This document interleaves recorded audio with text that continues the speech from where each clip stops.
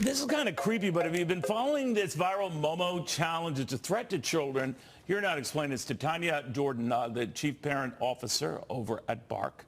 Tanya, what is this all about? Thank you for having me, and great question. So the Momo challenge is essentially a viral phenomenon that initiated out of South America, where children will accept a friend request via an unknown number on WhatsApp and then be led through a series of violent acts and prompts that ultimately end with a request to take their own lives. So of course it's very scary and not something that any parent wants their child to be engaged in. So it's Lindsay Bell here. I just have a question. If this is on WhatsApp, why hasn't WhatsApp reacted and removed the number? I mean, this has been going on, I think, for a couple months. Correct me if I'm wrong. I know they've come out and said that users are recommended to block the phone number if this request comes through. But why is it on the user? Why is it the onus of the user, not their responsibility? That's a great question, and I hope that the team at WhatsApp is taking active steps to block this phenomenon.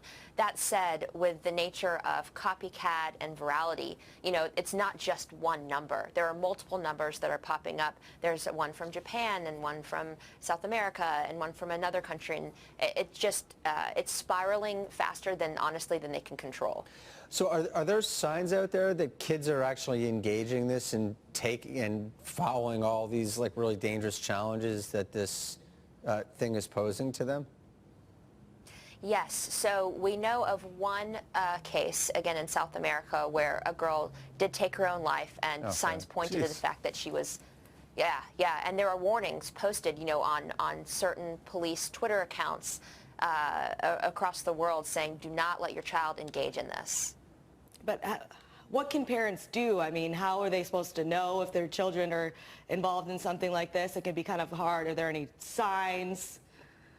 Absolutely, yeah. So the first thing to do is to always have an ongoing, open and honest conversation with your child about what they're doing online. If you never talk about it with them, this sort of thing can come and hit you by surprise.